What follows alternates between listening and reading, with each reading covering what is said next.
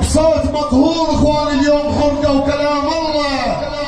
مولاي ابو عبد الله لحد يوم العاشر طلب اذن يقضيها للصبح، وش الروايه تقول لهم دوي كدوي النحل يقرا القران حتى مطلع الفجر. مولاي ابو عبد الله باسم صاحب الزمان اللي بيغير على كلام الله لا يروح الامر هاي اخواني. اللهم صل على محمد وآل محمد. اللهم كن وليك